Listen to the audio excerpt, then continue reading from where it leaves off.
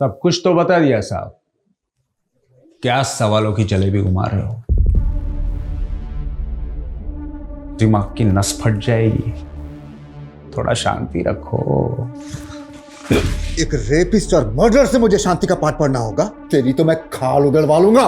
सब एंगल से मार चुके हो, बोर नहीं होते क्या?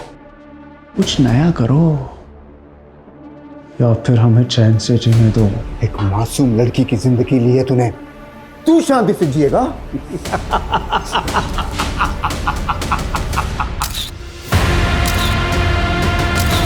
रजनी के मर्डर और गैंगरेप में तुम्हारे साथ 2 लोग और शामिल थे। कौन थे वो? ये सारे सबूत तो वही दावा करते हैं और पुलिस को भी वहां से 3 लोगों के डीएनए बरामद हुए हैं। बबलू, उनके नाम बता दो, कौन थे वो? क्या साहब, पुलिस वाले थक गए क्या जो आपको भेज दिया एक के एक सवाल बार बार पूछने के लिए? तुम उनको बचाना क्यों चाहते हो? नाम बता दो उनके। सब कुछ हम बता देंगे तो पुलिस क्या है? ओ साहब, खड़े खड़े मेरा मुंह क्या देख रहे हो? अगर खुद मालूम नहीं कर सकते तो वर्दी उतार दो।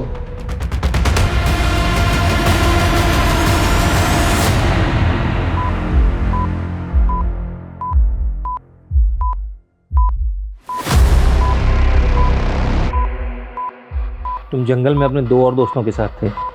कौन थे वो?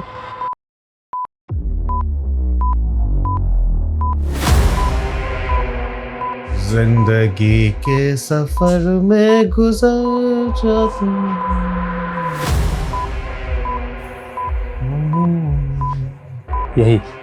यही गाने गुनगुना रहे थे ना तुम उनके साथ? गुजर जाते हैं। देखो, तुम अपने साथियों के नाम बता दो तो हम तुम्हारे लिए नहीं आते। ये crime rare of the rarest crime है और 3 में से एक आरोपी ने दोषी मानते हुए फांसी की सजा सुनाती है। The accused will be hanged till death.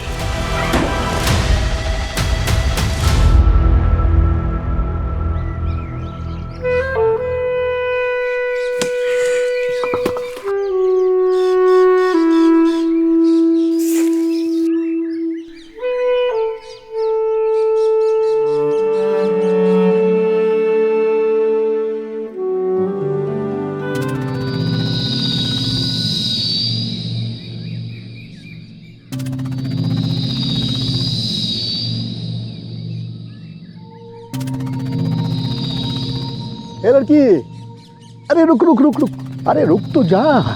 क्या बात है, बहुत लकड़ियां काट रही है आजकल, कहीं कोई जंगली जानवर न काट ले तुझको। पूरे जंगल का कोना कोना जानते हैं हम, चले जाएंगे। अरे सरकारी नौकर है हम, डरो मत हमसे। अगर हमको हाथ लगाया ना तो तुम्हारा ये हाथ भी काट देंगे और तुम्हारी सरकारी नौकरी भी चली जाएगी। हट।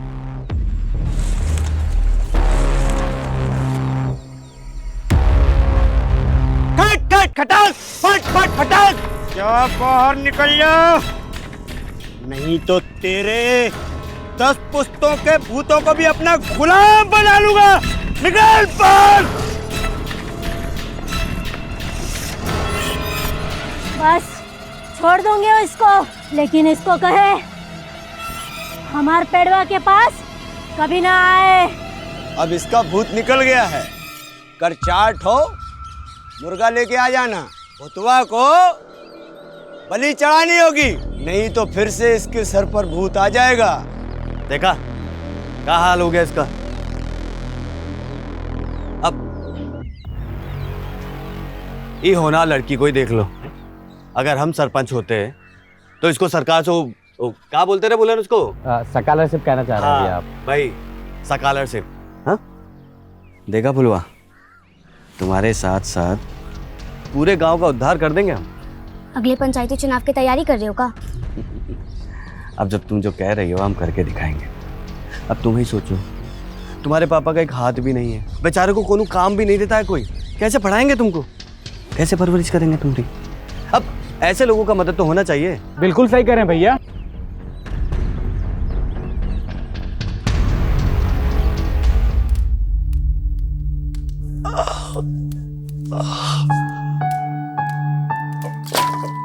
आ गई बिटिया। आ भी गए और आपकी करस्तानी भी देख ली है। अरे तू तो हमारी अम्मा जैसे पेश आती है। आपका चेहरा देखकर पता चल रहा है कितना दर्द हो रहा है आपको। नहीं होता तो काहे करते हैं मजदूरी। अपनी सेहत का ध्यान रखिए। अम्मा पैसा भेजती है ना टाइम पर? यही तो दुख है कि उसका दिया खाना पड़ता है। हर बार सोचते हैं कि उससे पैसा नहीं लेंगे, लेकिन अम्मा को गलत मत समझिए बाबा। तुमको पता है ना कि तुम्हारी अम्मा के पास पैसा कहाँ से आता है। घर का काम करने के लिए गई थी वहां, अब उस अरुण की घर वाली बन के रहती।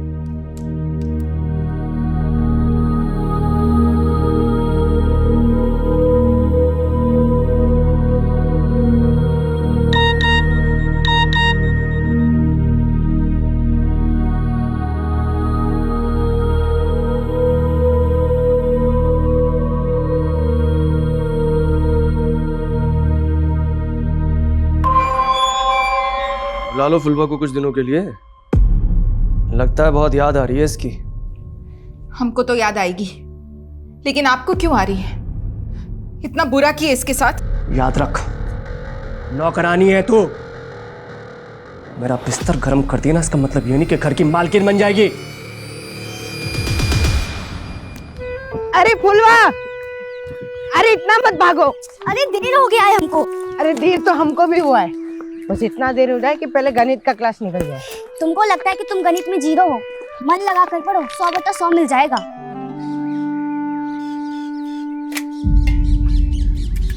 आज फिर दाल खत्म?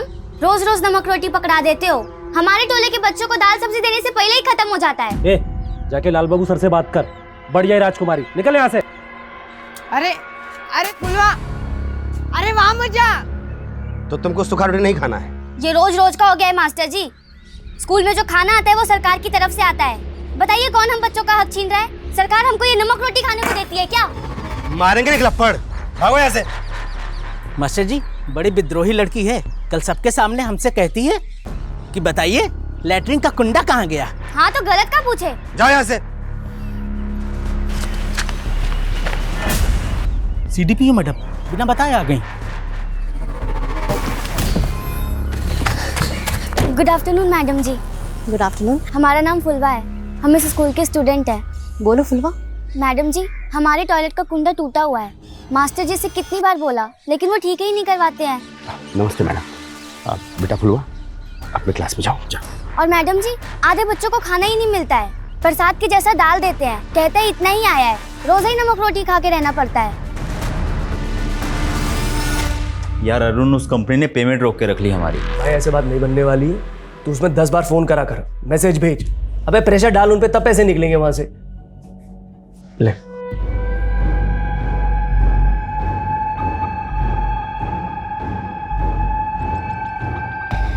पेमेंट तो मैं निकाल लूंगा।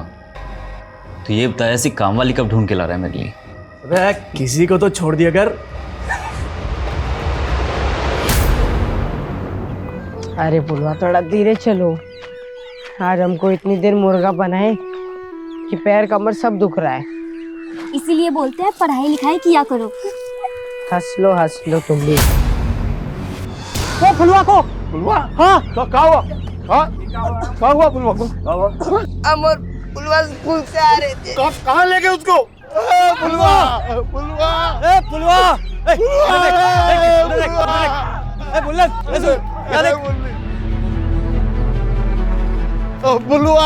फुलवा, अरे क्या हुआ? हमारी बिटिया फुलवा। अच्छा, हमारे गांव के बच्चे का अपहरण हुआ है, और जिसने भी किया ना, छोड़ेंगे नहीं उसको। फुलवा रे, फुलवा,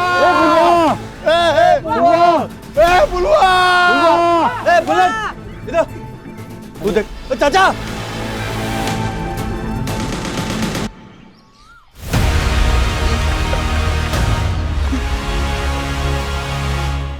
ये क्या है?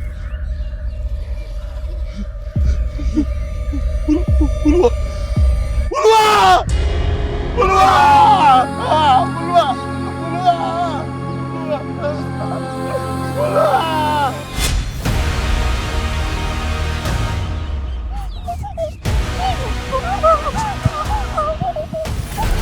अरे कहाँ रह गए तुम? हा? पुलिस के आने के बाद आओगे का? जल्दी आओ, यहाँ पूरा तमाशा सेट है। जल्दी। ठीक है। बाप भैया सही गेम सेट किया।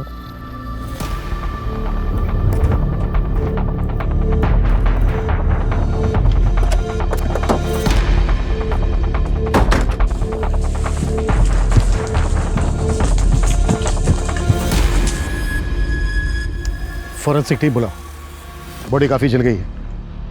एम्बुलेंस भी बुलाओ, जितना जल्दी हो सकता है बॉडी का पोस्टमार्टम करवाओ। क्विक। Okay sir. इधर आओ, इधर आओ।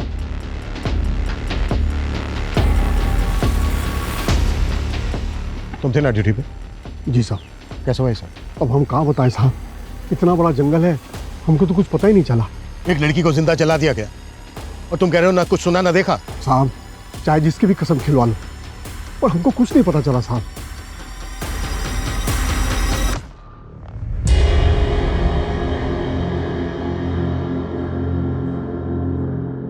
आप फुलवा के पिता हैं?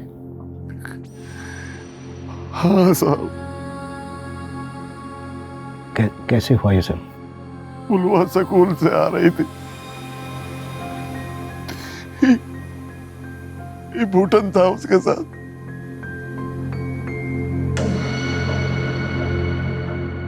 इसी ने बताया कि 2 आदमी फुलवा को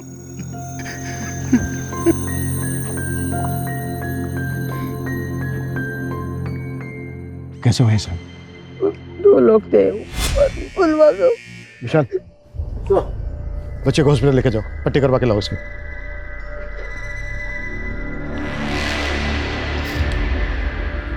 हिम्मत रखिए आप। क्या करेंगे, हिम्मत मत रखे साहब, पकड़ लीजिएगा ना साहब उन लोगों को।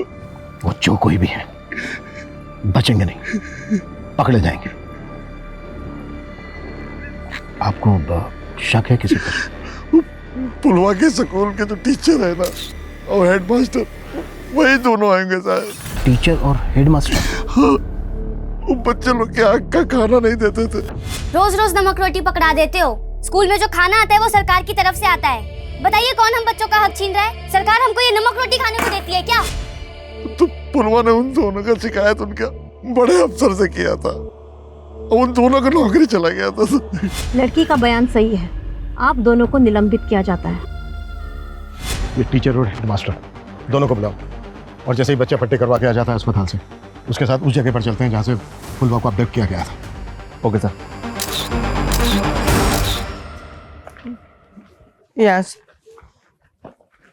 यहाँ से वो फुलवा को लेके गए। सर सर सर ये देखिए।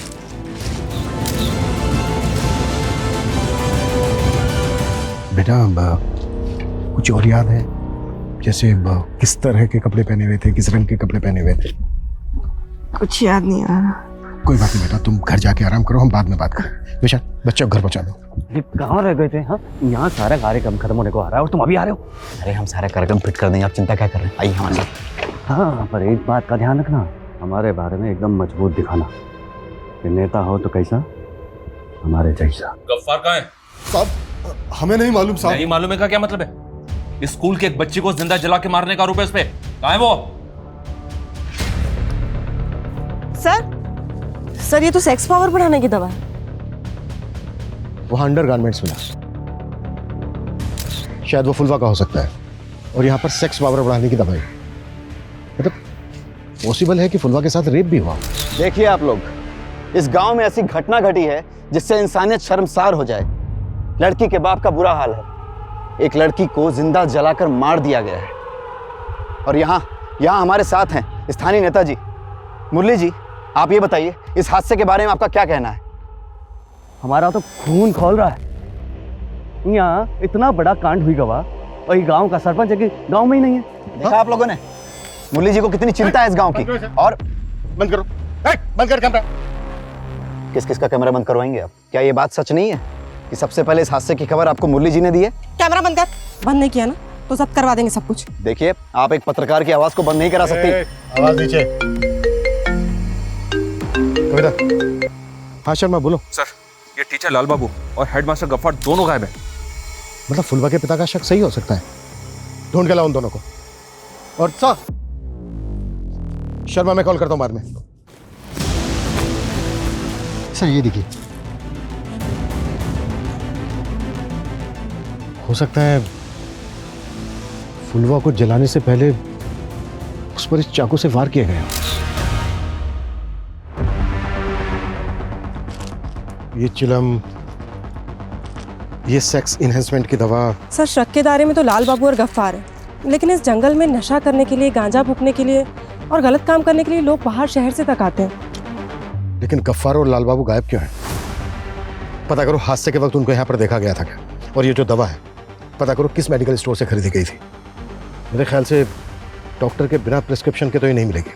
सर हमें आपसे एक बात करनी है। देख, अगर इंटरव्यू की बात करना है तो। सर इंटरव्यू की बात नहीं कर रहे हैं हम, ऐसा ही केस कवर किए थे हम पहले।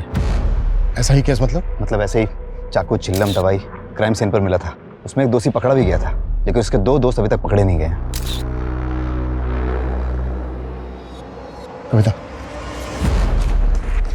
ये जिस केस की बात कर रहे हैं ना, उस केस के बारे में मैंने भी सुना था। उस केस को आइडेंटिफाई करके उसकी फाइल मेरे पास लेके आओ। डिटेल में SMS करता हूँ। Sir move.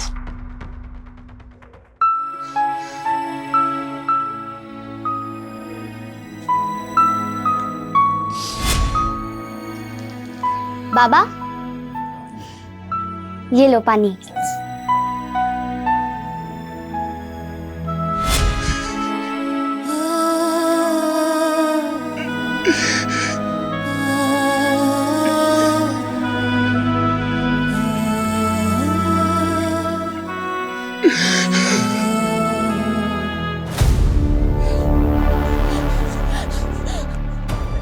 ये हमारे बच्चे के साथ क्या हो गया? अरे कुछ तो कहिए आप। वो तुम्हारी बिटिया सिर्फ इसलिए थी कि तुम्हारी कोख से जन्मी थी। वो सिर्फ हमारी बिटिया थी। ऐसा मत बोलिए। तुम लेके गई थी ना उसको कुछ दिनों के लिए शहर में, कैसा ख्याल रखा था उसका तुमने और तुम्हारे उस प्रेमी ने।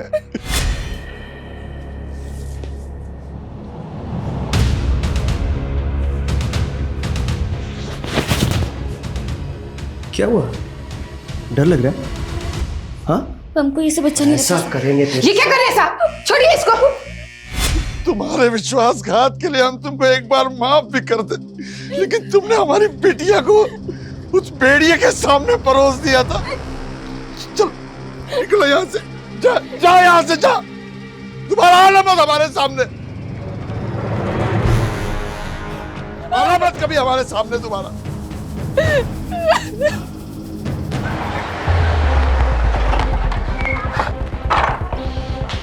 पूरा घर अच्छी तरह से सर्च करो।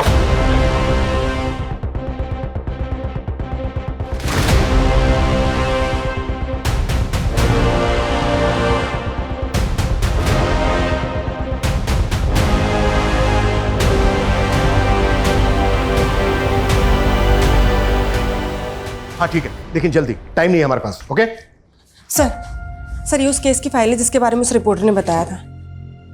सर आसपास के इलाके में कोई भी सेक्सोलॉजिस्ट नहीं है जिसने ये टैबलेट प्रिस्क्राइब की हो, और सर किसी भी मेडिकल वाले ने ये टैबलेट नहीं बेची है। इसका मतलब ये है कि ये दवा इस इलाके के बाहर से खरीदी गई है, और क्राइम सीन से जो एविडेंस बरामद हुए थे वो सेम है, चिलम, नाइफ और सेक्स मेडिसिन की स्ट्रिप। यस सर रजनी नाम की लड़की का 3 लोगों ने रेप किया और उसे जिंदा जला के मार दिया। सर क्राइम सीन पे 3 लोगों के DNA मिले थे, जिसमें से एक ने अपना जुर्म कबूल कर लिया, लेकिन उसने अपने दोनों साथियों के बारे में बताने से मना कर दिया। तुम उनको बचाना क्यों चाहते हो? नाम बता दो उनके। सब कुछ हम बता देंगे तो पुलिस क्या है? अच्छा, ये रजनी की फैमिली में सिर्फ रजनी की माँ थी। माँ ये देखिए, ये हमने बनाया है। ये रोटी तरकारी तू बनाई है?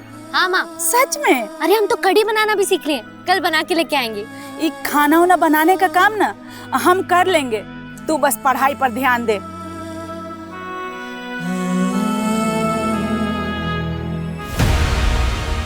सर रजनी को रोज उसी जंगल से होकर जाना पड़ता। सर उनमें से एक पकड़ा गया था जिसने अपना जुर्म कबूल कर लिया। सर 2 साल पहले उसे फांसी दी गई है। यानी बाकी के जो 2 आरोपी थे उनके बारे में कभी कुछ पता ही नहीं चला, वो आज भी आजाद घूम रहे हैं। रजनी के केस में जैसा हुआ था तकरीबन वैसा ही फुलवा के केस में भी हुआ। कहीं ऐसा तो नहीं है कि उन्हीं दोनों का काम है? हो सकता है सर, क्योंकि इस क्राइम के बारे में काफ़ी सारे न्यूज़पेपर ने छापा था। हो सकता है किसी ने इसी से प्रभावित होकर सेम टू सेम क्राइम किया हो ताकि हमें गुमराह कर सके। लेकिन कौन? मुरली भैया अभी न्यूज़ में कुछ रखा नहीं है, गांव वालों को भी लग रहा है हम वही न्यूज़ बार बार दिखा रहे हैं। नहीं, कोनो फायदा नहीं।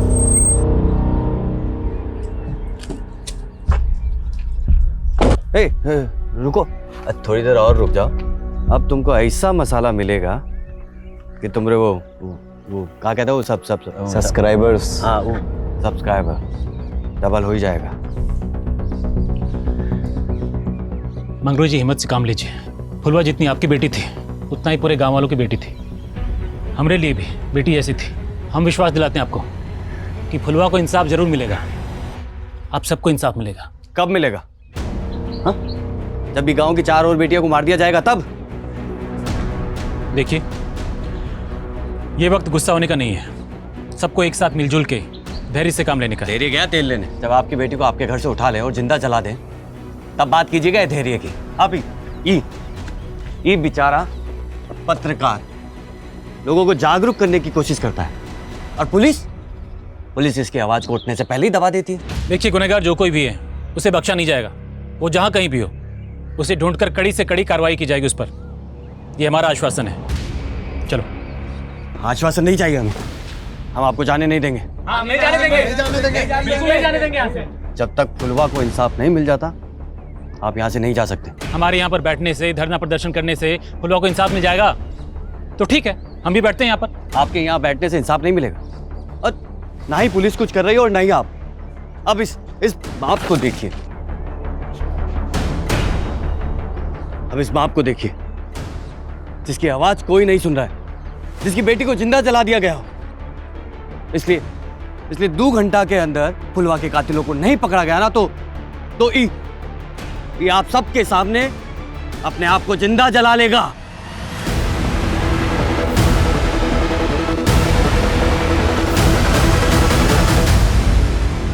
Thank you sir. सर मुझे मालूम था आप हमें रजनी गैंग रेप और मर्डर केस रीओपन करने की परमिशन जरूर देंगे। हम दोनों केसेस पर एक साथ काम करेंगे सर। जय हिंद सर। कविता, रजनी का केस जिस ऑफिसर ने हैंडल किया था हमें उससे मिलना होगा। एक बार बात करो सर। हेलो सर, गांव में हंगामा मचा हुआ है। फुलवा के बाप ने खुद को जलाने की धमकी दी है सर। व्हाट? ये क्या बकवास कर रहे थे आप? दिमाग खराब हो गया आपका? फुलवा के पापा ऐसा कुछ नहीं करने वाले। मैं अभी जाके साहब जी को बता देती हूँ। अरे समझो, अगर ऐसी धमकी नहीं देंगे तो पुलिस कोई कार्रवाई नहीं करेगी। तो बेटी के कातिल को पकड़वाने के लिए बाप अपनी जान दे दे? ऐसा कभी नहीं होगा। ऐसा होगा। अगर फुलवा के कातिल नहीं पकड़े गए तो हम सच में अपने आप को जला लेंगे।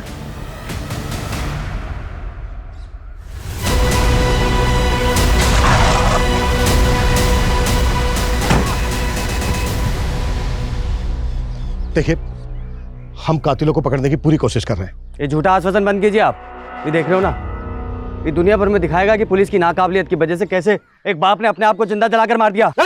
गांव वालों को भड़काना बंद कर तू, नहीं तो 1 मिनट में तेरी नेतागिरी निकाल दूंगा, समझा?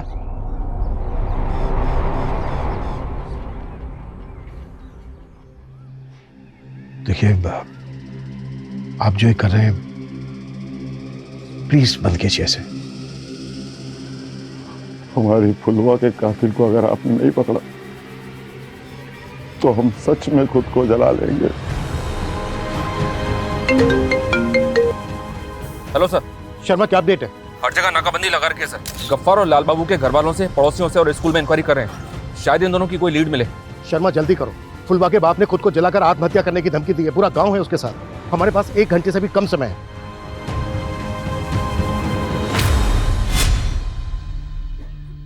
कैसा बनाया हम खाना? खाना तो इतना बढ़िया बना है जैसे हलवाई की बिटिया। लेकिन पढ़ाई वढ़ाई ठीक चल रही है ना? आई learning English. My father name is Mangru. आजकल इंग्लिश में ही बात करते हैं हम।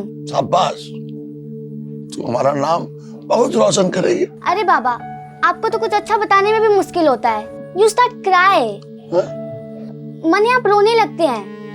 तब नहीं रोएंगे।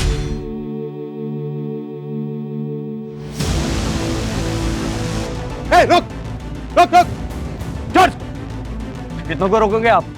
10 गांव वाले और आ रहे हैं और ये सब करने से अच्छा है उन्हें पकड़िए जिन्होंने हमारी फुलवा को जिंदा जला दिया। चुप। कविता कैमरा जब्त करो इसका।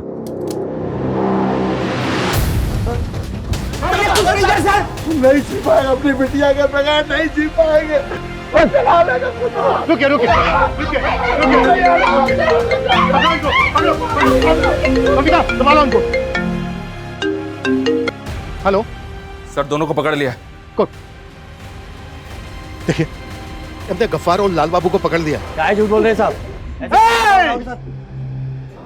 बस बस मतलब बस। देखिए, फुलवा के कातिल पकड़े जा चुके हैं।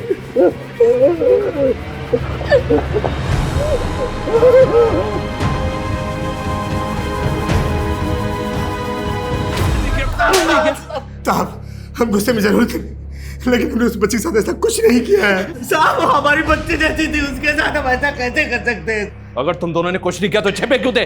साहब, हम लोग डर गए थे क्योंकि सबको मालूम था कि हम फुलवा से गुस्से में हैं। गांव वाले के गुस्से में आकर हमारे साथ कुछ गलत ना कर दे, इसीलिए हम डर गए थे। डर गए थे साहब। तुम दोनों की घटिया एक्टिंग ना मेरे सामने नहीं चलेगी।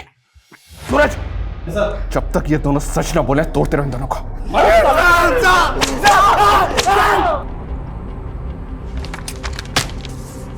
पोस्टमार्टम रिपोर्ट से कुछ भी पता लगाना मुश्किल है। फुलवा की बॉडी इतनी ज्यादा जल गई है कि उसके साथ रेप हुआ था, ये भी पता नहीं चल सकता। और रजनी केस में जिस इकलौते मुजरिम को फांसी हुई थी, वो भी इस बात से मुकरा नहीं था कि गैंगरेप के बाद उन तीनों ने मिलकर पहले विक्टिम की बेरहमी से जबान काटी। तो क्या उन्हीं दोनों साइको किलर का काम है, या फिर फुलवा के ही गांव से कोई है? और सर, ये गफ्फार और लाल बाबू, ये दोनों भी कुछ नहीं कबूल रहे। क्राइम सीन से जो अननोन फिंगरप्रिंट्स मिले थे, वो भी गफ्फार और लाल बाबू से मैच नहीं करते। तो सर, क्या हो सकता है? इन दोनों ने ग्लव्स पहन रखे थे या फिर कोई और था? मगर कौन? किसी दूसरी बस्ती का, गांव का, शहर का, या फिर कोई ऐसा जिसे बहुत अच्छी तरह से पता था कि वो जंगल इतना घना है कि फुलवा को कोई बचाने नहीं आ पाएगा। रजनी और फुलवा के केसेस में समानता है। शर्मा, रजनी का केस जिस ऑफिसर ने इन्वेस्टिगेट किया था, उससे बात हुई? जो 3 एक्यूज थे उसमें से बबलू, जिसको हमने इन्वेस्टिगेट किया, हमने सारे प्रोसीजर्स फॉलो किए। 3rd degree torture, narco test, lie detector test, लेकिन न जाने किस मिट्टी का बना हुआ था वो, उसने कभी कुछ उगला ही नहीं। यहाँ तक कि जिस इंसान से वो एक बार मिला हो, उसको भी बुला के पूछताछ की, मगर कुछ पता नहीं चला। जैसा कि आप जानते हैं, बहुत कुछ ऐसा भी होता है जो ऑन द रिकॉर्ड नहीं होता। तो क्या कुछ ऐसा है जिससे हमें इस केस में हेल्प मिल सके? देखिए, मैं तो आपको अपनी ऑब्जर्वेशन के हिसाब से बता रहा हूँ कि उसकी बॉडी लैंग्वेज को देख करके ऐसा लगता था कि वो बहुत ही सनकी किस्म का इंसान है। ओ साहब, खड़े खड़े मेरा मुंह क्या देख रहे हो? अगर खुद मालूम नहीं कर सकते तो वर्दी उतार दो। शायद बबलू हम लोगों के साथ खेल रहा था। वो जो 2 लोगों की बात करता था, वो 2 लोग थे ही नहीं। लेकिन डीएनए तो मिले थे बाकी 2 लोगों के भी। हाँ, वो ठीक है, लेकिन नतीजा तो कुछ भी नहीं निकला।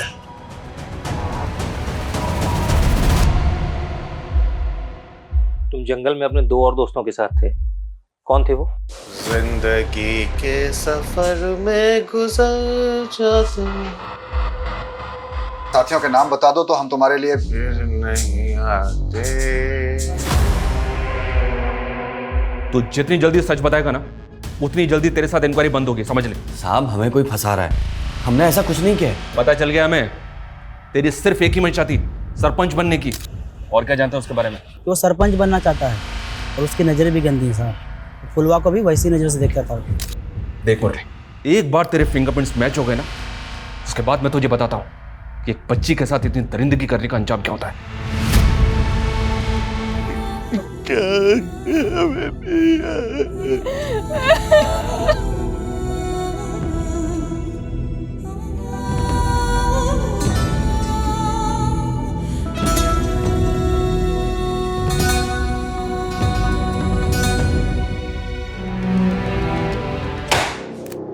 अगर मुरली के भी फिंगरप्रिंट्स मैच नहीं हो रहे तो फिर कौन? रजनी के केस से भी ऐसा कुछ नहीं मिल रहा है जिससे हम किसी नतीजे तक पहुंच सकें। बबलू, जो पकड़ा गया था, जिसने अपना जुर्म कबूला था, जिसको फांसी हुई थी, उसकी वाइफ ने अपनी स्टेटमेंट दी थी। हालांकि कोई लीड नहीं मिली थी। उसकी वाइफ का है, आजकल पता करो। सर, एक आदमी ऐसा है जिसको अभी तक हमने शक के दायरे से दूर रखा है। कौन? Bhola Yadav, forest guard. उसकी ड्यूटी है सर, जंगल में आते आते लोगों की खबर रखना। ऐसा कैसे हो सकता है कि उसने फुलवा की चीख ही नहीं सुनी? अरे ओझे, तेरा वो पीपल के पेड़ वाला भूत कहीं तुझे तो नहीं पकड़ा ना है? मुझे तो नहीं पकड़ा, लेकिन उस भूत की वजह से ये दारू और ये मुर्गा हम दोनों को नसीब हो रहा है। पर कब तक जिंदा रहेगा तेरा ये भूत? अरे जब तक रहेगा रहेगा, नहीं रहेगा तो हम दूसरा भूत बना लेंगे। अरे धीरे बोल, वरना पिछली बार जैसा कोई सुन लिया ना तो फिर से कांड हो जाएगा।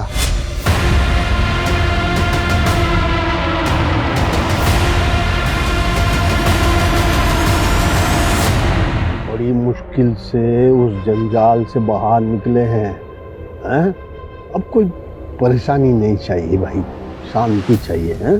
क्या? अरे मेरी बात, अरे साहब, ये पुष्पा यहीं रहती है ना? हाँ साहब, 2 साल हो गए उसको यहाँ से गए। आप ये पुष्पा और बबलू इन दोनों के बारे में अच्छी तरह से जानती हैं? जी साहब। कुछ बता सकती हैं? जब बबलू नशा करने लगा तब दोनों में बहुत झगड़ा होने लगा। उसके बाद उसे पता चला कि बबलू अरेस्ट हो गया, तब जाकर उसकी हालत सुधरी। हालत ठीक हो गई मतलब उसने दूसरी शादी कर ली, उसके बाद नया घर ले लिया, लेकिन अब हमारी उससे कोई बातचीत नहीं होती। अच्छा, आपको ये पता है कि अभी कहाँ रहती है वो? शायद इंदिरा नगर में। तुम फॉरेस्ट गार्ड हो, ड्यूटी पर भी थे, पर तुमने ना कुछ देखा ना सुना। पता है क्यों? क्योंकि तुमने फुलवा का रेप करके उसकी जबान काट के उसको जिंदा जला डाला। कैसी बात कर रहे हैं साहब? फुलवा हमारी बेटी जैसी थी साहब। हम तो पूजा पाठ वाले आदमी हैं, गंगा माई की कसम, ये सबसे हमें क्या मतलब है? कविता, इन दोनों की एक्टिंग बंद करवाओ।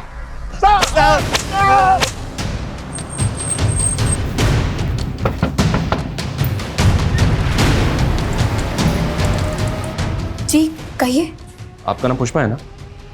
जी। और आपके पति का बबलू? था, लेकिन बबलू ना इस दुनिया में है और ना ही मुझे उसके बारे में कुछ बात करनी है। पर हमें उसके बारे में आपसे बहुत जरूरी बात करनी है। क्या हुआ पुष्पा? अरे कुछ नहीं, वो बबलू के बारे में पूछताछ करने आए हैं बस। देखिए, उससे हमारा कोई लेना देना नहीं है। कमाल है, आप लोग तो बिना सवाल के ही जवाब पे जवाब देते जा रहे हैं, जैसे कि आपको पहले से पता था कि यहाँ पे पुलिस आएगी और हमसे ये सवाल करेगी। नहीं, लेकिन इतना ज़रूर पता था कि बबलू मेरी ज़िंदगी की इतनी बड़ी गलती थी तो उसका फल तो मुझे भुगतते रहना होगा ना। खैर पूछे, क्या पूछना चाहते हैं आप? बबलू ने जो जुर्म किया था उसमें उसके साथ कौन कौन था? पुलिस ये सवाल मुझसे पूछती रही थी, लेकिन मुझे कुछ नहीं मालूम है, ना ही उसके केस के बारे में और ना ही मुझे उसके दोस्तों के बारे में कुछ पता है। साहब बस मुझे इतना ही मालूम है कि बबलू हमेशा गांजा फूकता रहता था, फिर एक दिन उसने किसी बच्ची का रेप करके मर्डर कर दिया। बस उसी दिन मुझे उससे घिन आ गई। इसलिए उसके जेल जाने के बाद आपने दूसरी शादी कर ली। मेरी किस्मत अच्छी थी कि मुझे पंकज मिल गए, और वैसे भी मैं क्या करती, पूरी जिंदगी उस कमीने की परछाई में गुजार देती। अच्छा, आप दोनों एक दूसरे को बबलू के जेल जाने से पहले से जानते थे? जी वो कितने साल पहले से? जी हम एक ही गांव से हैं। अच्छा, मतलब बबलू की और इनकी शादी होने के पहले से ही? जी। तुम करते क्या? जी हम कुक हैं। एक मामूली से कुक से शादी करने के बाद पुष्पा के पास इतना पैसा आ गया कि उसने खुद का घर भी खरीद दिया। कहीं पुष्पा को कोई राज छिपाने के पैसे तो नहीं मिले किसी से? हो सकता है सर, इसलिए मैंने पुष्पा की पिछले 10 साल की बैंक स्टेटमेंट निकालने के लिए उसके बैंक से कांटेक्ट किया। वो अभी थोड़ी देर में उसका स्टेटमेंट मुझे ईमेल कर देंगे। सर। हाँ ठीक है, ओके। सर, ये पुष्पा की बैंक डिटेल्स। कोबाल की सजा के दौरान पुष्पा के अकाउंट में कई बड़े अमाउंट्स ट्रांसफर किए गए थे और ये सारे पैसे पंकज के अकाउंट से आए थे। ये पंकज के पास इतना सारा पैसा कहाँ से आया होगा? वो तो एक मामूली सा कुक है, किसी 5 स्टार होटल में शेफ तो है नहीं। रजनी के केस में पंकज से पूछताछ हुई थी? नहीं सर, ना तो इंक्वायरी हुई, ना उसका डीएनए लिया गया और ना ही फिंगरप्रिंट्स। रडार में था ही नहीं वो। आई थिंक हमें देर नहीं करनी चाहिए। सबसे पहले पंकज का डीएनए सैंपल और फिंगरप्रिंट्स लो, उसके बाद हम पुष्पा और पंकज से बात करते हैं। Okay sir. हमें क्यों परेशान किया जा रहा है साहब? हाँ सर, हमारे अकाउंट में जो पैसे हैं उसका हिसाब किताब दे सकते हैं हम आपको। सुपर, तो फिर इस बात का भी हिसाब किताब दे दो। रजनी के गैंग रेप और मर्डर में जिन 3 लोगों के डीएनए मिले उसमें से तुम्हारा भी मैच हुआ है। क्या पंकज तुमने? नहीं, इनको कोई गलतफहमी हुई है। एक्टिंग बंद करो दोनों। अब सीधे सीधे बोल, बबलू और तेरे अलावा तीसरा कौन था? ये क्या बदतमीजी है? एक रिटायर्ड पुलिस ऑफिसर के साथ ऑफिसर नहीं, क्रिमिनल। एक मासूम बच्ची के साथ गैंग रेप, बेरहमी से मर्डर, उसका जिंदा जला दिया। उस बहुत लोगों को 3rd डिग्री दी होगी ना तूने। अब मैं तुझे दिखाता हूं असली 3rd डिग्री क्या होती है।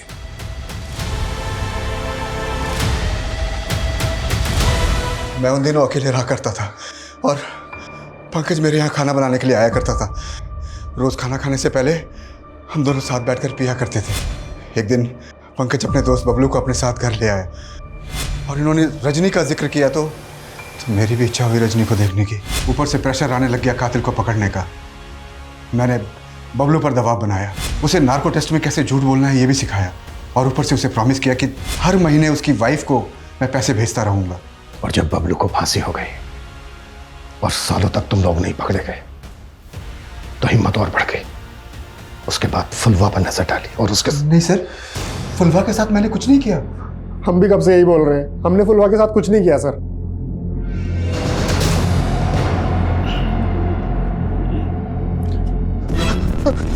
अरे क्या हुआ? बुझाया दिया। ठीक है तुम। अरे पकड़ा जाते हो। हटाओ ये। क्या हुआ बहन? पता नहीं भाई से क्या हो गया। इसके दिमाग पर गहरा असर हुआ है जब से फुलवा गई है। फुलवा के केस में जो फिंगरप्रिंट्स मिले वो श्याम और पंकज के भी नहीं है। सर हेलो, ठीक है सर। भूतन को आजकल दिमागी दौरे बहुत पड़ रहे हैं। कांवन को ऐसा लग रहा है कि फुलवा के साथ जो हुआ वो उसको हॉन्ट कर रहा है। हॉन्ट कर रहा है? पता करो तेरा माजरा क्या है।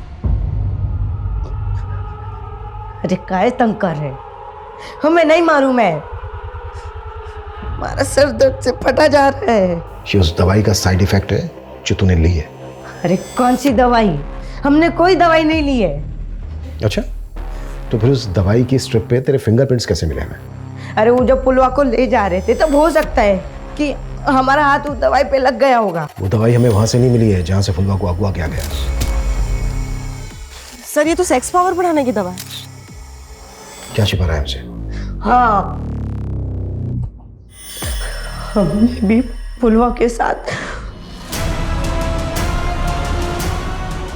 और कौन था तेरे साथ? और कौन कौन था तेरे साथ?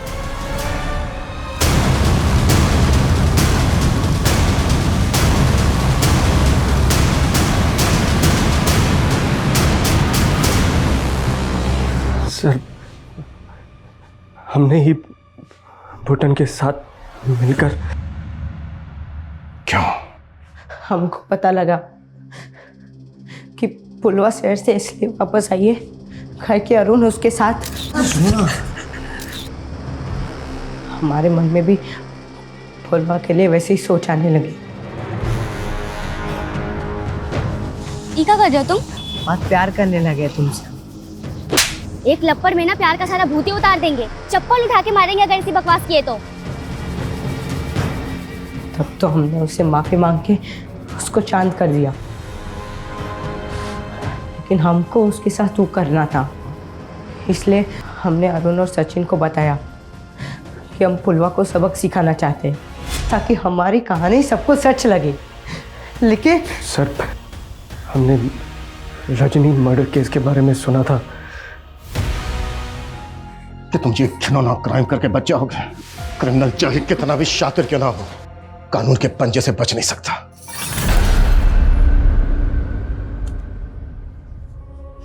कितनी बार बोला है बाबा, समय से खाना खा लिया कीजिए। तुम्हारी ही राह देख रहे थे। जब तक तुम्हारी डांट नहीं सुन लेते खाना गले से उतरता ही नहीं। चलो अब खिलाओ जल्दी से। फुलवा के परिवार की गरीबी लाचारी ने उन्हें पहले ही अपना शिकार बना लिया था।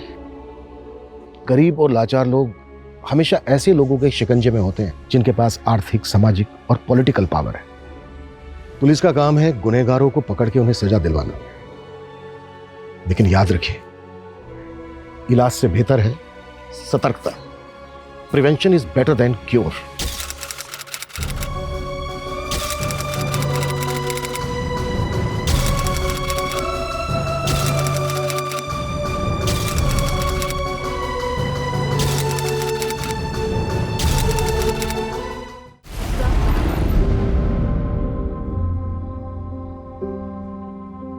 मंजू, ये कितना गीला पोछा लगा रही है? लादी कब सूखेगी? 50 बार समझा चुकी हूँ।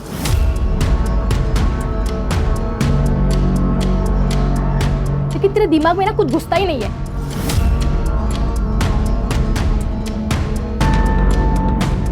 यूजलेस।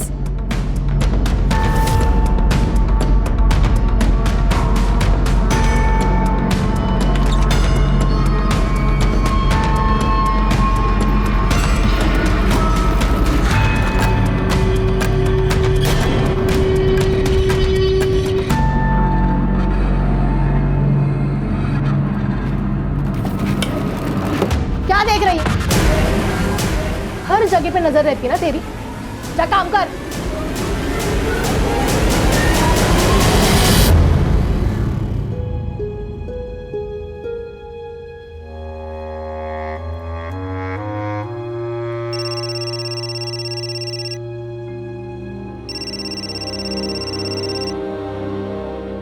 किशोर, ताई का फोन है। कैसी है बेटा? मैं ठीक हूँ आई। पैसे मिल गए थे ना? एकदम सही समय पर।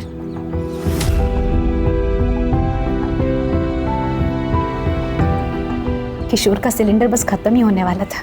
क्या? तो किशोर ठीक है ना अभी? हाँ, तू अगर पैसे नहीं भेजती ना तो पता नहीं क्या होता। ओह आई। बेटा ये ले, किशोर से बात कर।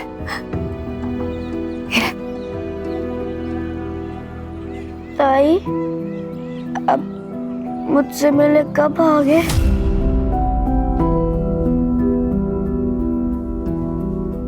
जल्दी आ जाऊंगी। तू ठीक हो जा, फिर मैं तुझे हवाई जहाज में ले चलूंगी। प्रॉमिस? प्रॉमिस। आई, मैं बाद में बात करती हूँ, मुझे लेट हो रहा है।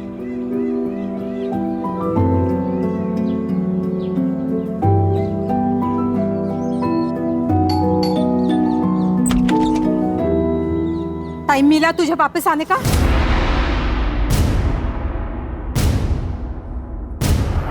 सॉरी भाभी, वो थोड़ा लेट हो गया। सॉरी भाभी, इतना लेट आई है, अभी खाई खाई में काम करेगी।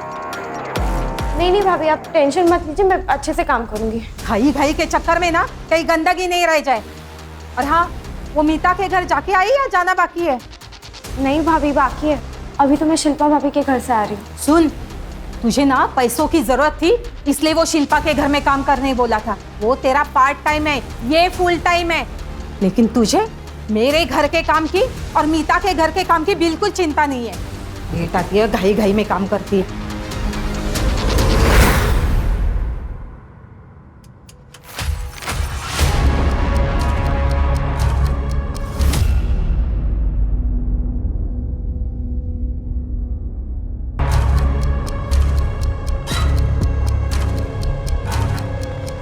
मीतू, मैं जा रहा हूँ। आई, मैं जा रही हूँ। मंजू, चॉकलेट तेरे लिए, बाद में खा लेना, ठीक है? पीना, और आई को बोलना मत।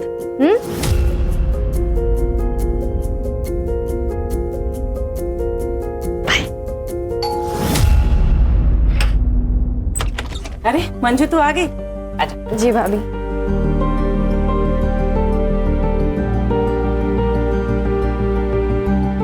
और नाश्ता किया मंजू तूने?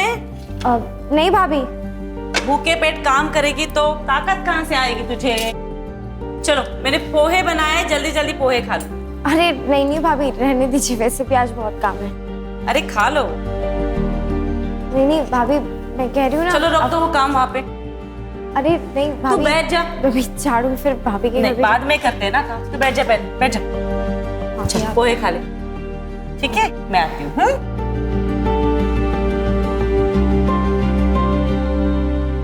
मम्मा, मेरी प्रोजेक्ट फाइल नहीं मिल रही है, आपने देखी क्या? दीदी एक मिनट, मैं ढूंढ देती हूँ। You eat, sweetheart. I'll find it.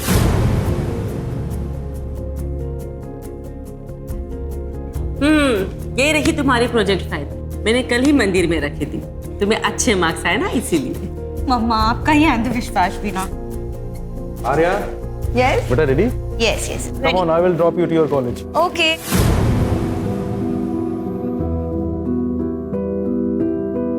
Bye मम्मा। बाय बेटा। Bye bye Manju.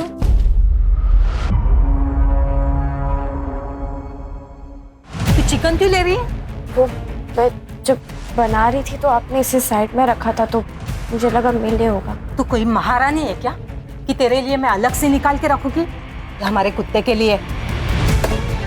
तेरा खाना इधर है, ये ले, गरम कर ले इसे। ये छोले तो मैंने पिछले हफ्ते बनाए थे ना, तो क्या हुआ? खाना फेंक दूं? खा ले चुपचाप।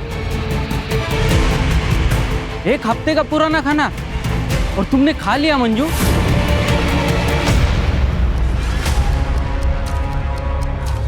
तो क्या करती, भूख लगी थी तो खा लिया।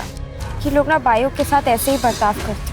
नीता भाभी, देविका, आर्या, नवीन सर, ये सब बच्चे, लेकिन बाकी सब तो हैवान है, हैवान।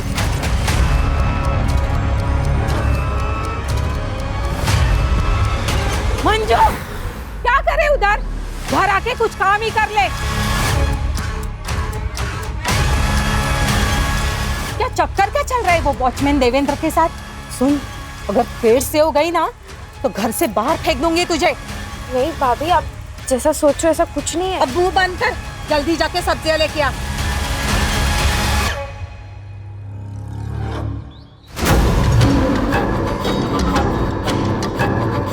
देखो दद्दू, तुम मेरा रास्ता छोड़ दो, ठीक है? अभी धाड़ियों में लेके जाऊंगा और अपनी मनमानी करूंगा, समझी क्या?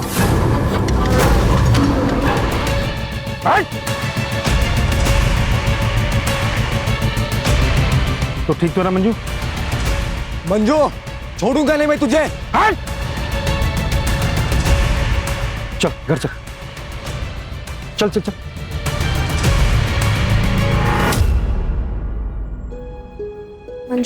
मंजू ऐसे मत रो, हिम्मत से काम लो। अच्छा हुआ बाई चांस नवीन वहाँ पे पहुँच गए थे, वरना पता नहीं वो गुंडा उसके साथ क्या करता। इतनी सारी मेड्स है जो काम करने बाहर जाती है, उन्हें तो कोई नहीं छेड़ता। सारे आशिक इसके ही पीछे लगे पड़े। तूने उकसाया होगा ना उसे? यार बस करो ना। बस सारी गलती मेरी ही दिखती तुम्हें। मंजू एक काम कर, तू उठ, अंदर जाके आराम कर। हाँ आराम कर जाके, सारे काम मैं करने बैठी इधर।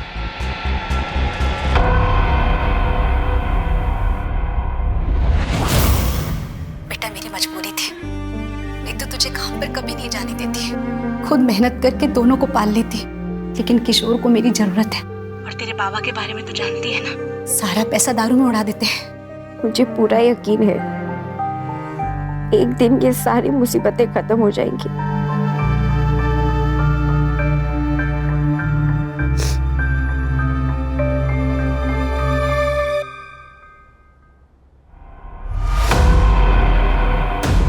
तूने अभी बेडरूम साफ किया ना? हाँ दीदी, मैंने अच्छे से साफ किया है। हाँ, और कबर्ड भी। तेरी नजर थी ना पैसों पे, पूरे 5000 रुपए गायब हुए। कहाँ पे गए पैसे? नहीं दीदी, मुझे इस बारे में कुछ नहीं पता है। पैसे कहाँ पे? बता मुझे नहीं पता। दीदी आराम से पहले आप शांत हो जाइए। मैं क्या कह रहा हूँ, आप एक बार फिर से चेक कर लीजिए, क्योंकि मुझे नहीं लगता कि मंजू ने ऐसा कुछ किया होगा। नहीं सत्यम, मुझे पूरा यकीन है कि ये इसी का किया धरा है। नहीं दीदी, मुझे सच में नहीं पता। नहीं पता? तुम्हारी पर्स कहाँ पे? एक मिनट भैया, मैंने सच में नहीं लिए पैसे। अभी पता चल दीदी, मैंने नहीं लिए। मैंने ये क्या? सत्यम, पुलिस को फोन लगाओ। दीदी, पुलिस नहीं, माफ कर दीजिए दीदी, मुझे पैसों की जरूरत, मैं चोर रही हूँ। ये सब नौटंकी ना मेरे सामने नहीं चलेगी, समझी? दीदी मैं क्या कह रहा हूँ, वैसे भी पहली बार गलती की है इसने, तो मैं सोच रहा हूँ कि इसे इस बार वार्निंग देकर छोड़ देते हैं। लेकिन ये पहली और आखिरी वार्निंग है। आइंदा से ऐसे कुछ किया ना तो सीधा जेल भेज दूंगी।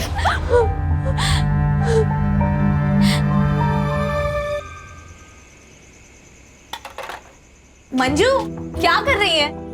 चलते। अरे लेकिन कहाँ?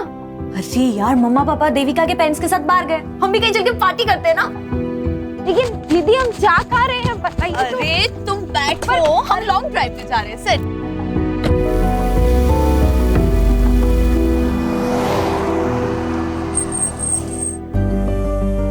हाय, कम।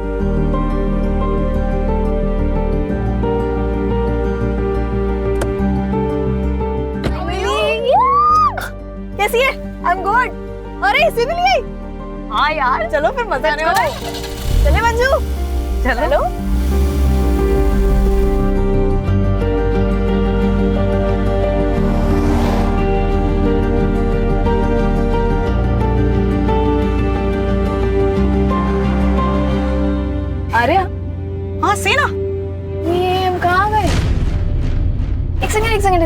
गाड़ी साइड में लगा। चरक लेना। दीदी क्या? मंजू सुनो, तुम यहाँ पे वेट करो, हम लोग बाहर देख कर आते हैं। ठीक है? लेकिन हम लोग आ रहे हैं। वेट करो।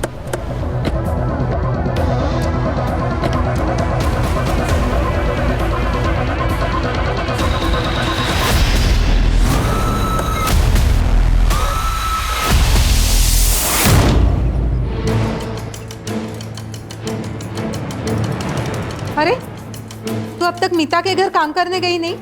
मैं अब वहाँ काम नहीं करती भाभी, मैंने आप पास ही में दूसरा छुट्टा काम ले लिया है।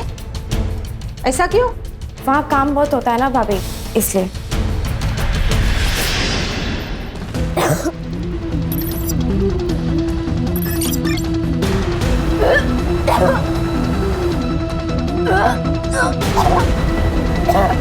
उस वॉचमैन का ना, बोलती क्यों नहीं?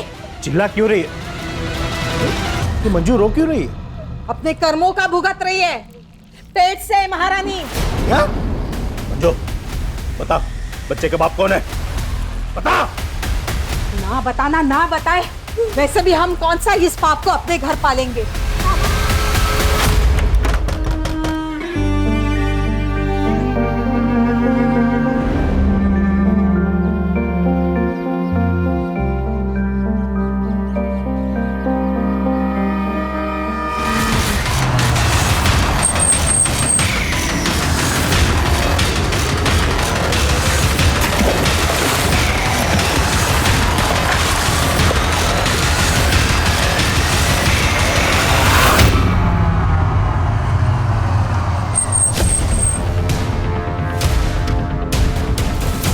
सर, पास के झोपड़पट्टी वाले को नाले में थैलियाँ मिली है, इस थैली के अंदर बॉडी के टुकड़े मिले।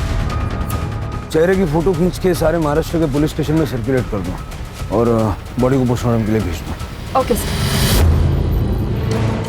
सर। बॉडी आइडेंटिफाई हो गई है, मंजू काले नाम है, उम्र 17 साल। सर कुछ दिन पहले हिंजवड़ी पुलिस स्टेशन में उसने एक कंप्लेंट भी लिखवाई थी। सर मंजू घर में काम करने वाली बाई थी सर, उसने शिल्पा माथुर और उसके भाई सत्यम राठी के खिलाफ कंप्लेंट की थी कि वो उनको सैलरी नहीं दे रहे। और उनका क्या कहना है? सर शिल्पा का ये कहना है कि मंजू ने उनके घर पे चोरी की थी, मंजू को उन्होंने रंगे हाथों पकड़ा भी था, इसलिए उसको बाद में नौकरी से निकाल दिया। ठीक है, ओके सर। सिर की शिल्पा और उसके भाई को बुला लो। सर चोर थी वो। पहली बार मैंने उसे रंगे हाथों पकड़ा था, 5,000 रुपए निकले थे उसके पर्स से, लेकिन तब मैंने उसे वार्निंग देके छोड़ दिया।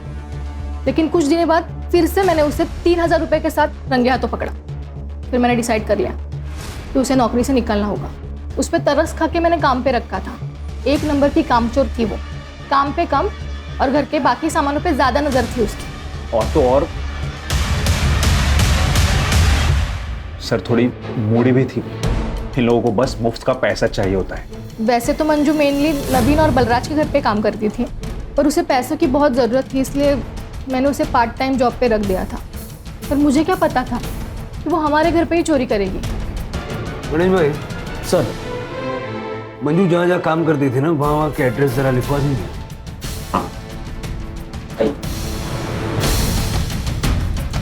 ये भाई बहन की डिटेल्ड बैक स्टोरी निकालो। सर मंजू की postmortem report. Sir postmortem report के हिसाब से मंजू की मौत 15 नवंबर की रात को 9 बजे से लेकर 12 बजे के बीच में हुई थी। और सर मौत का कारण है पेट में मल्टीपल स्टैबिंग, कुल्हाड़ी या किसी ऐसे चीज़ का इस्तेमाल किया गया है। और सर मर्डर के समय वो 6 वीक प्रेग्नेंट थी। मंजू के माँ बाप को बुला के उसकी पहचान करवाओ, और ये जहाँ जहाँ वो काम करती थी उसे जाके मिलते हैं। ठीक है सर, हमें नहीं पता पिछले 1 महीने में उसके साथ क्या चल रहा था।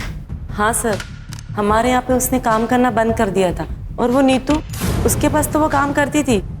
नीतू हमारे यहीं पे बगल में रहती है सर। हमारे फैमिली फ्रेंड्स हैं वो। तो उसने आपके घर से काम क्यों छोड़ दिया? पता नहीं सर, हम तो उसके साथ बहुत अच्छे से व्यवहार करते थे। इनफैक्ट मैंने उससे कारण भी पूछा, पर उसने कुछ भी नहीं बताया। आपको पता था मंजू प्रेग्नेंट थी? नहीं सर, मुझे तो पता ही नहीं था। मुझे तो तब पता चला जब नीतू ने उसको काम से निकाला। प्रेग्नेंट थी वो, और बता भी नहीं रही थी कि बच्चा किसका है। हमारे घर में जवान बेटी है, उस पर क्या असर पड़ता, इसलिए मुझे उसे काम से निकालना पड़ा। मंजू ने आपको बताया था वो कहाँ जा रही है? अपने गांव अंबे गांव जाने वाली थी वो, अब 1 हफ्ते पहले, है ना? हाँ। आपको पता मंजू का रिलेशन किसके साथ था? मेरा मतलब है उसके बच्चे का बाप कौन होगा? मुझे पक्का यकीन है वो हमारा वॉचमैन ही है। देवेंद्र नाम था उसका। घंटों बातें करते रहते थे वो।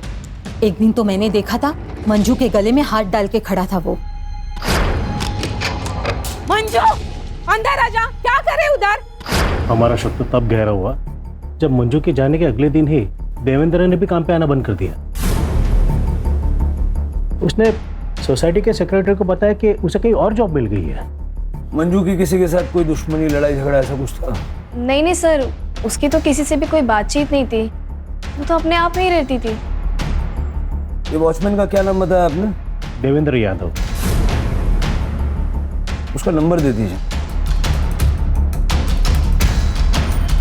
सर, देवेंद्र यादव ने बताया कि वो सातारा में जॉब करता है। उसने कहा कि कल वो थाने आ जाएगा। और सर, ये शिल्पा के भाई सत्यम को जुए खिलाता है।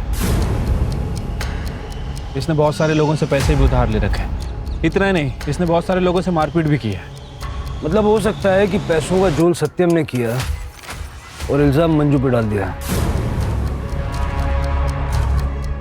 लेके आओ इस सत्यम को। हाँ सर, मैं दीदी के कबड़ से छोटी छोटी अमाउंट लिया करता था सर, ताकि दीदी कभी नोटिस ना कर पाए। एक दिन मंजू ने मुझे ऐसा करते हुए देख लिया सर।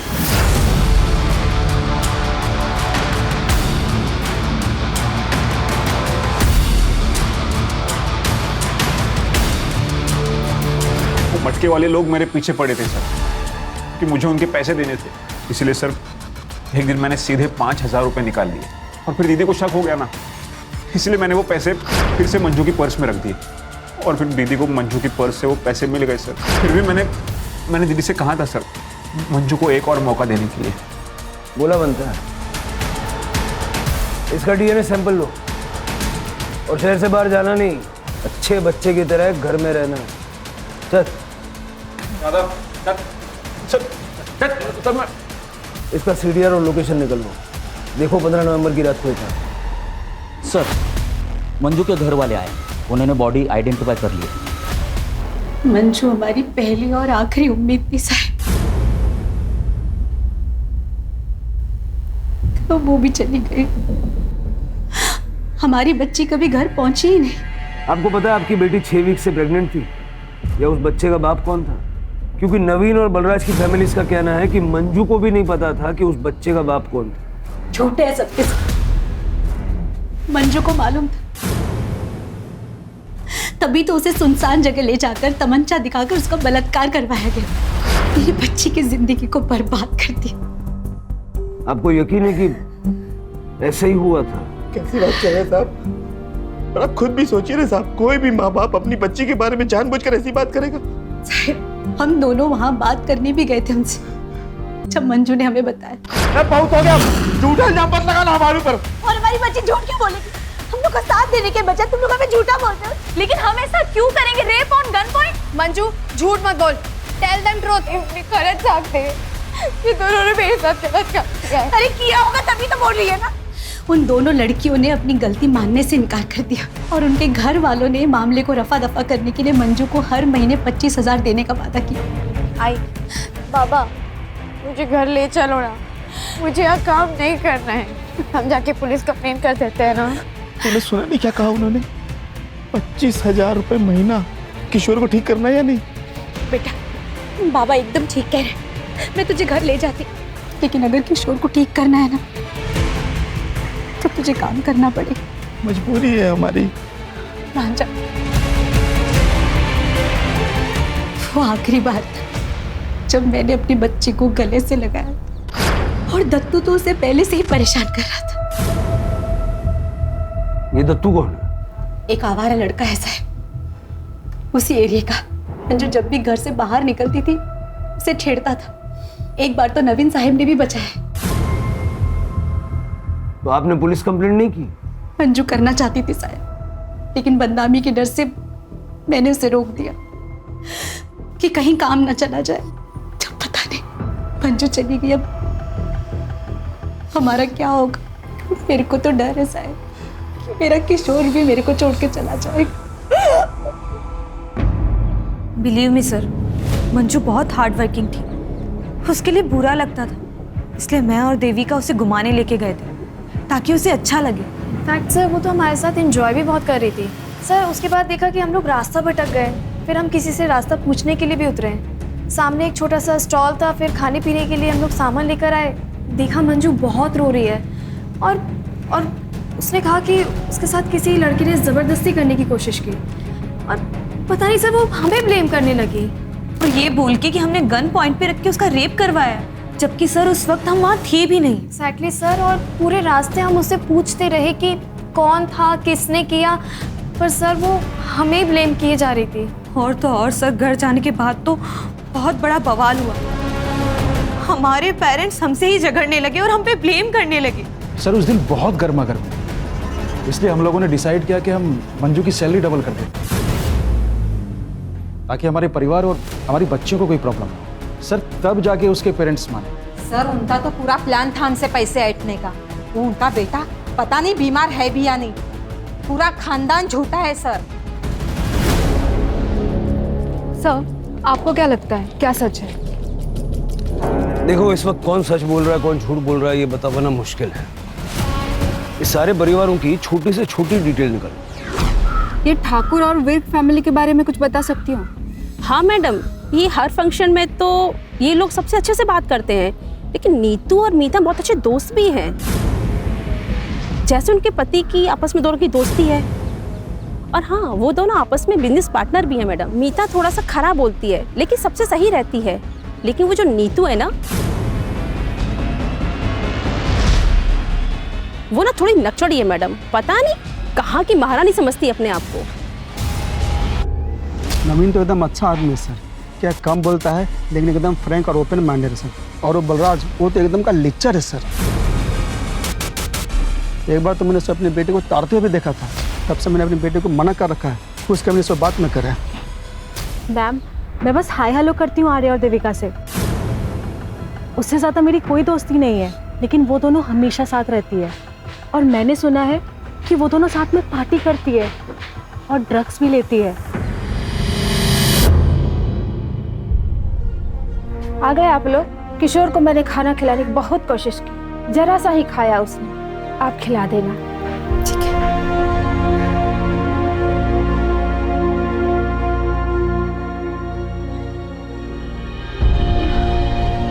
आई बाबा, अब ताई वापस कभी नहीं आएगी ना? आई तुम रो क्यों रहे हो? ताई नहीं आएगी? ताई मेरी याद आ रही है। आई मिस यू ताई। हो सकता है ये दोनों फैमिलीज झूठ बोल रहे हैं। इनको पता है कि मंजू का रेप किसने किया, या फिर ये दोनों लड़कियां झूठ बोल रही हैं और इनका परिवार इनकी मासूमियत पे भरोसा कर रहा है। सर ऐसा भी हो सकता है कि सावित्री और गंगू झूठ बोल रहे हैं। हो सकता है कि इन लोगों ने ब्लैकमेल करके अच्छा पैसा बनाने की सोची, या फिर मंजू उतनी सीधी थी ही नहीं, इसलिए ये दत्तू टाइप के लड़के उसके पीछे पड़े रहते। बहुत कंफ्यूजिंग है सर। दत्तू मिला क्या?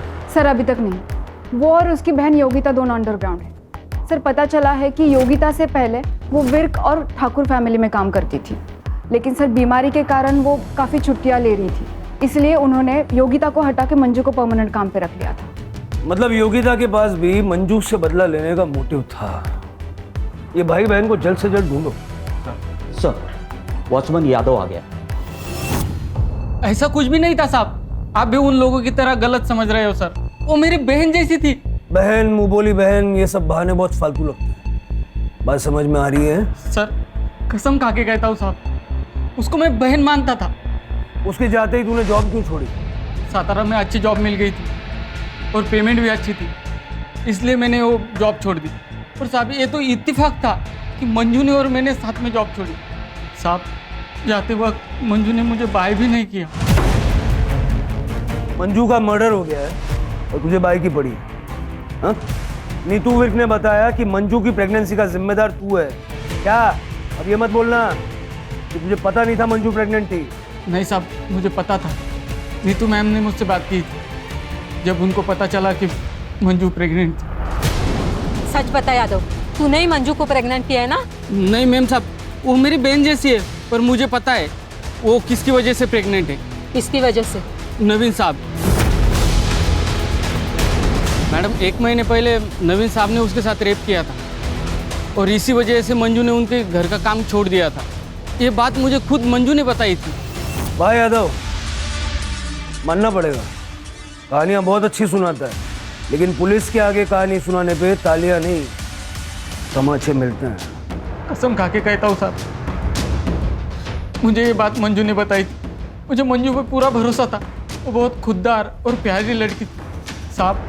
वो अपने परिवार के लिए दिन रात काम करती थी, उसको अच्छी जिंदगी मिलनी चाहिए थी साहब, उसके खुशी को मत छोड़ना।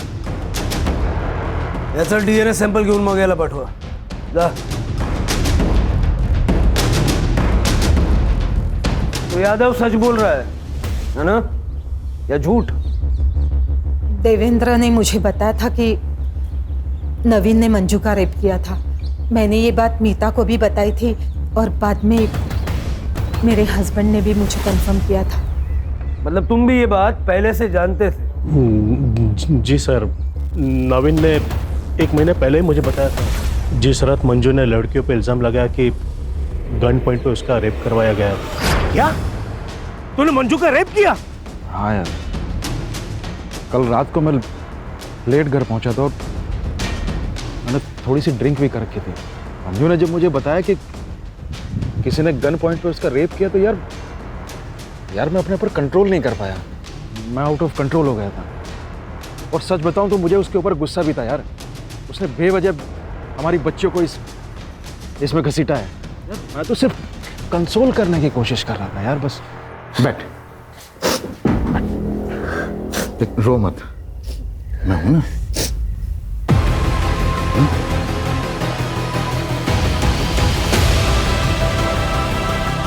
सर ये क्या कर रहे हैं आप?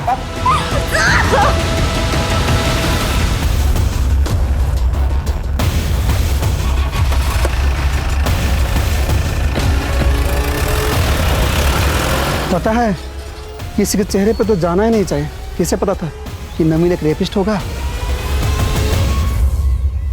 सर, दत्तू और उसकी बहन योगिता मिल गए हैं। गांव में छुपे हुए थे, कांस्टेबल जादव लेकर आ रहे हैं। सर, सत्यम राठी के इस लोकेशन हिसाब से 15 नवंबर की रात को वो अपने घर पे ही था और सर उसके डीएनए भी फीटस से मैच नहीं हुए हैं। ये यादव की डीएनए रिपोर्ट आई? सर वो अभी तक आए नहीं है और नवीन की डीएनए रिपोर्ट भी पेंडिंग है।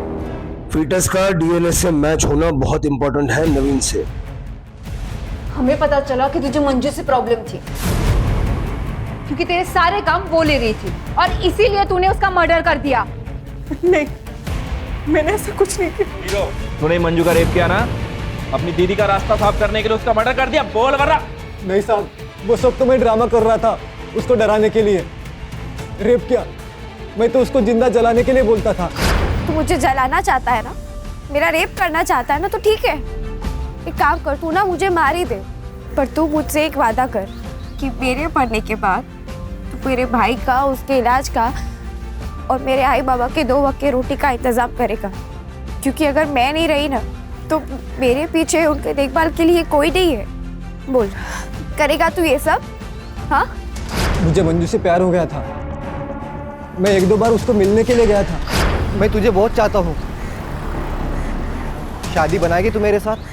तुम मेरे बारे में कुछ जानते नहीं हो, तो फिर नहीं पता मेरे साथ क्या हुआ है।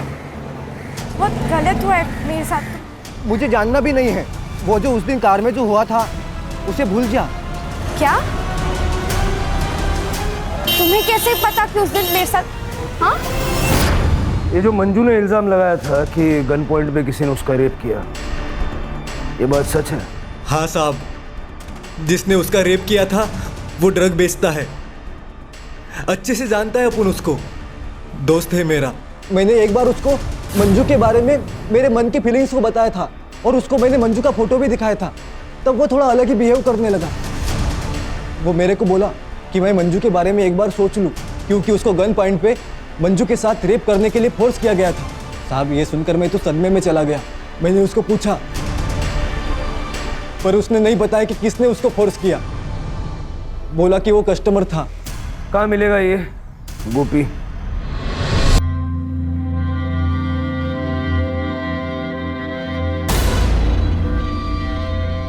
शादी को देना, ठीक है? चला, और माल किधर गया? क्या रे गोपी, चल तेरे से कुछ बात करने का है। कौन है रे तू, और क्या बात करना है तेरे को? वो गन पॉइंट वाला मर्डर केस है ना, उसके बारे में।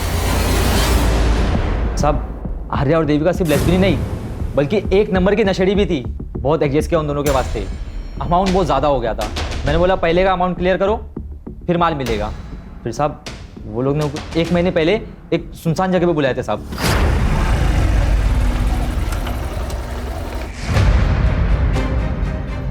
कहाँ है मेरे पैसे? गाड़ी में।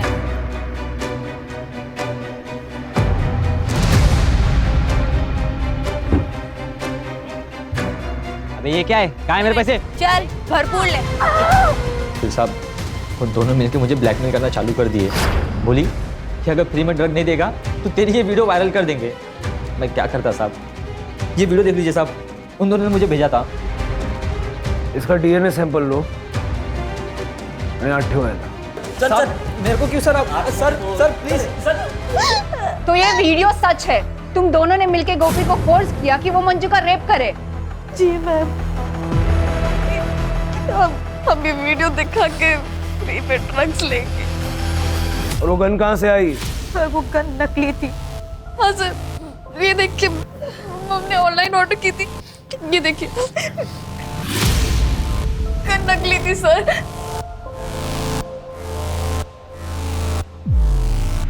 और इसके बारे में क्या कहना है सर? बच्चे क्या कर रहे हैं, कभी जानने की कोशिश की आपने? सारे माँ बाप को लगता है कि हमारे बच्चे बहुत अच्छे हैं, बहुत सीधे हैं, लेकिन बच्चों की हरकतों पे नजर रखने की जिम्मेदारी भी माँ बाप की होती है। क्यों चला दूंगी ना? चलो।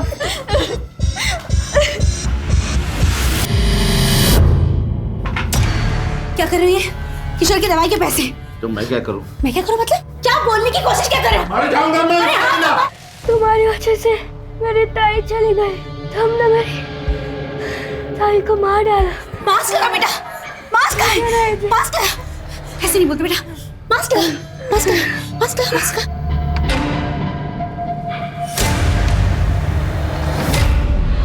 सर अभी तक जितने भी डीएनए सैंपल लिए किसी के भी सैंपल फीटस से मैच नहीं हो रहे। यादव, गोपी, दत्तू, यहाँ तक कि नवीन के भी सैंपल मैच नहीं हुए। तो बच्चा किसका था और मंजू को किसने और क्यों मारा? जिस तरह से आर्या और देविका का सैडिस्टिक नेचर है, ये दोनों भी मंजू को मार सकते हैं। लेकिन पड़ोसियों के मुताबिक जिस रात ये मर्डर हुआ, ये लोग देर रात तक पार्टी कर रहे थे। सिर्फ हो सकता है कि कोई ऐसा है जिस पे अभी तक हमारा शक नहीं गया, या जो हमारे सामने ही नहीं आया। सर यादव का वीडियो कॉल आ रहा है, उठाओ। हाँ यादव। सर काम से छुट्टी नहीं मिली सर, इसलिए मैं पुणे नहीं आ पाया। पर मुझे कुछ बहुत ज़रूरी चीज़ बतानी थी सर, जो मुझे मंजू ने बताई थी। वो कार में जो रेप हुआ था ना, उसके पहले वो कुछ दिन के लिए अपने गांव गई थी और वापस आने के बाद वो अपनी माँ से बात कर रही थी, तब मैंने सुना था। आई तो आत्महत्या करने के बारे में सोच भी कैसे सकती है? अच्छा हुआ बाबा वहाँ समय पर आ गए और तुझे वो पेस्टिसाइड पीने से रोक लिया। तुझे पता भी है तेरे बाद किशोर का क्या होगा, कौन देखभाल करेगा उसकी? तू दोबारा ऐसा कदम नहीं उठाएगी। चल फोन ठेवते। मंजू क्या हुआ? तेरी आई अपनी जान क्यों लेना चाहती है? क्योंकि मेरे साथ जो हुआ है, उन्हें ऐसा लगता है कि उन सबकी जिम्मेदार वो है। क्या हुआ है तेरे साथ? मंजू अब घर चलेगी महारानी। तुम्हें अंदाजा है सावित्री ने अपने आप को खत्म करने की कोशिश क्यों की? नहीं सर, इस बारे में हमारे बीच में कोई बात नहीं हुई सर, और मैं भूल भी गया था सर। ठीक है, thanks Yadav. Yes sir. Ambegaon चलने की तैयारी करो सिर के। सर कंकु मेरा दूसरा पति है सर। 12 साल पहले नदी में डूबने की वजह से मंजू के बाबा की मौत हो गई थी। मंजू 5 साल की थी। 1 साल बाद मैंने कंगू से दूसरी शादी की, क्योंकि वो मंजू को अपनाने के लिए तैयार था, लेकिन 1 नंबर का बेवड़ा निकला कमीना। दारू और सेक्स के अलावा उसे और कुछ सोचता ही नहीं। किशोर के बाद ऑपरेशन करा लिया क्योंकि मुझे दूसरा बच्चा नहीं चाहिए था। 1 महीने पहले मंजू हमसे मिलने आई थी। मैं बाजार गई थी कुछ सामान लेने, जब लौटी तो देखा मंजू मंजू मंजू। मैं उसे संभाल नहीं पाई और अगले दिन वो काम पे चली गई। अब पति के खिलाफ पुलिस में रिपोर्ट तो नहीं कर सकती थी ना। फिर मुझे लगा कि मैंने अपनी बच्ची को धोखा दिया, इसलिए मैं जीना नहीं चाहती थी, लेकिन गंगू ने मुझे बचा लिया।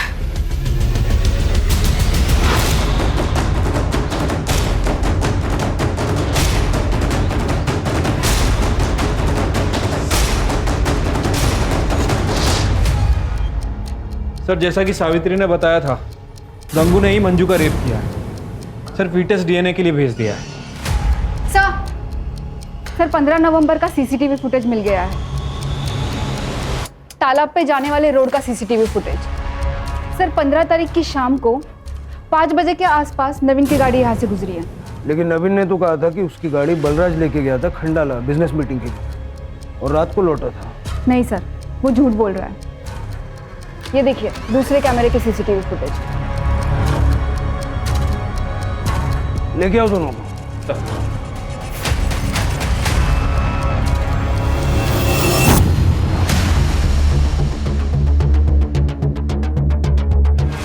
हाँ सर, मैंने शंकर को सुपारी दी थी मंजू को मारने की। नीता भाभी, मुझे अम्बे गांव तक छोड़ने के लिए थैंक यू। हाँ इट्स ओके मंजू, और अपने पैसे के लिए चिंता मत करना। मैंने नीतू से बात की है, वो तुम्हें पैसे दे देगी।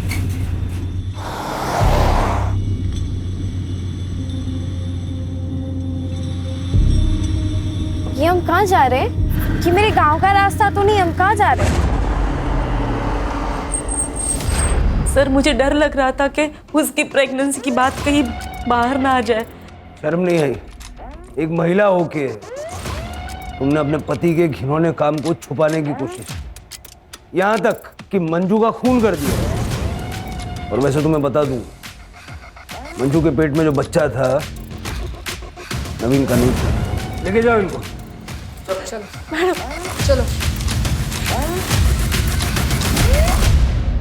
Thank you. जब भी पुणे आओगे मिलना जरूर, ख्याल रखना। सर गंगू का डीएनए फीटस से मैच हो गया है, जैसा कि देवेंद्र को प्रॉमिस किया था। मंजू को इंसाफ दिला दिया सर। सर वो किशोर काले, मंजू का भाई, उसकी डेथ हो गई। सर जब से हम अम्बे गांव से वापस आए तब से उसने ऑक्सीजन सप्लाई और दवाई लेने से मना कर दिया था। संभालो अपने आप को। सर अगर ये सो कॉल्ड पढ़े लिखे लोग मंजू को जिंदा रहने देते तो कम से कम किशोर तो जिंदा होता। फिर के हमारी सर्विस में इमोशन का कोई काम नहीं, वैसे तो तुम काम ही नहीं कर पाएंगे। अब यही प्रार्थना करो कि वो दोनों भाई बहन जहाँ कहीं भी हों खुश हों।